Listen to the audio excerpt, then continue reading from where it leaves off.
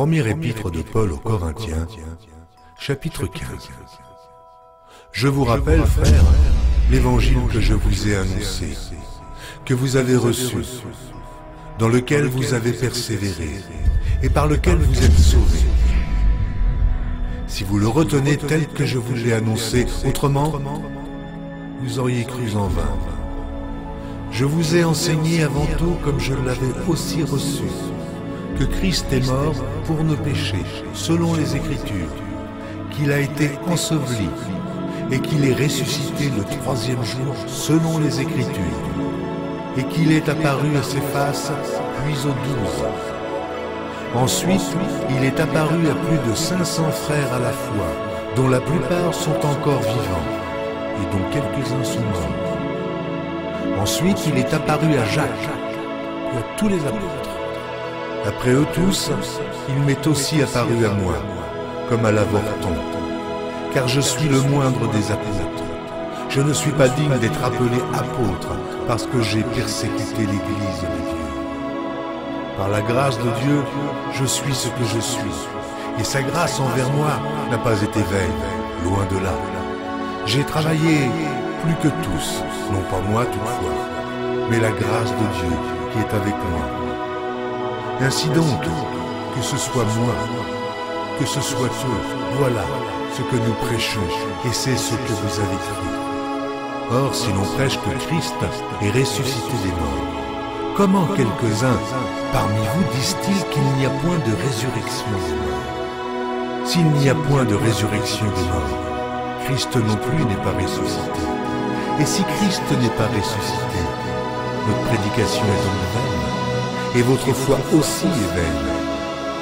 Il se trouve même que nous sommes de faux témoins à l'égard de Dieu, puisque nous avons témoigné contre Dieu qu'il a ressuscité Christ, tandis qu'il ne l'aurait pas ressuscité si les morts ne ressuscitent point. Car si les morts ne ressuscitent point, Christ non plus n'est pas ressuscité. Et si Christ n'est pas ressuscité, votre foi est vaine. Vous êtes encore dans vos péchés, et par conséquent, aussi ceux qui sont morts en Christ sont perdus.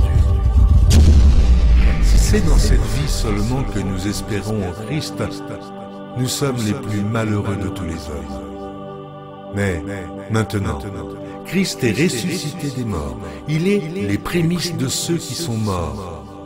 Car puisque la mort est venue par un homme, c'est aussi par un homme qu'est venue la résurrection des morts. Et comme tous meurent en Adam, de même aussi, tous revivront en Christ, mais chacun en son rang. Christ comme prémisse, puis ceux qui appartiennent à Christ lors de son avènement.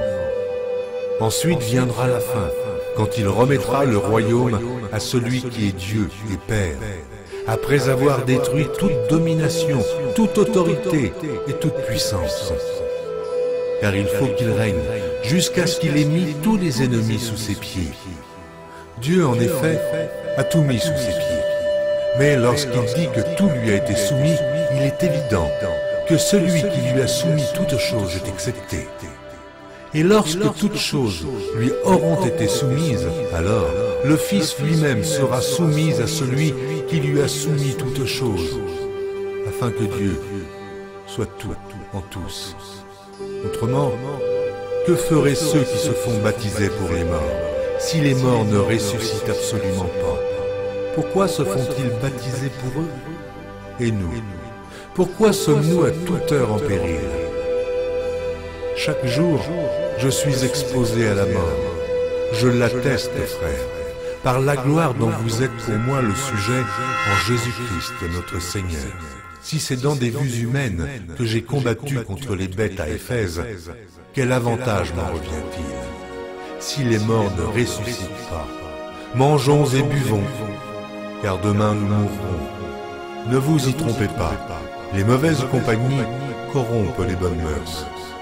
Revenez à vous-même comme il est convenable et ne péchez point. Car quelques-uns ne connaissent pas Dieu, je le dis à votre honte. Mais quelqu'un dira, comment les morts ressuscitent-ils et avec quel corps reviennent-ils? Insensé, ce que tu sèmes ne reprend point vie s'il ne meurt. Et ce que tu sèmes, ce n'est pas le corps qui naîtra. C'est un simple grain de blé peut-être, ou quelque autre semence. Puis Dieu lui donne un corps comme il lui plaît, et à chaque semence, il donne un corps qui lui est propre. Toute chair n'est pas la même chair, mais autre est la chair des hommes, autre celle des quadrupèdes, autre celle des oiseaux, autre celle des poissons. Il y a aussi des corps célestes et des corps terrestres. Autre est l'éclat du soleil, autre l'éclat de la lune, et autre l'éclat des étoiles. Même une étoile diffère en l'éclat d'une autre étoile. Ainsi en est-il de la résurrection des morts. Le corps est semé corruptible, il ressuscite incorruptible. Il est semé méprisable, il ressuscite glorieux. Il est semé infirme, il ressuscite plein de force. Il est semé corps animal, il ressuscite corps spirituel. S'il y a un corps animal, il y a aussi un corps spirituel. C'est pourquoi il est écrit: le premier homme, Adam, devint une âme vivante. Le dernier Adam est devenu un esprit vivifiant. Mais ce qui est spirituel n'est pas le premier. C'est ce qui est animal. Ce qui est spirituel vient ensuite.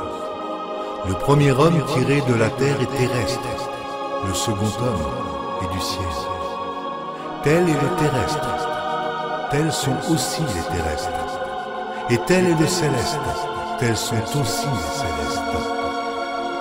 Et de même que nous avons porté l'image du terrestre, nous porterons aussi l'image du céleste.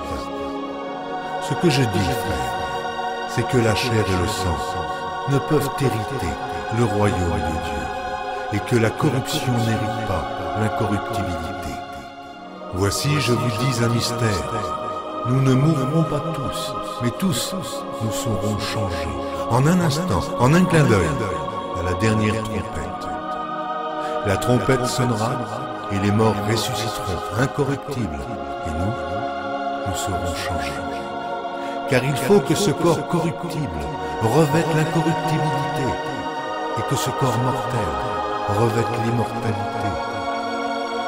Lorsque ce corps corruptible aura revêtu l'incorruptibilité, et que ce corps mortel aura revêtu l'immortalité, alors s'accomplira la parole qui est écrite: la mort a été engloutie dans la victoire.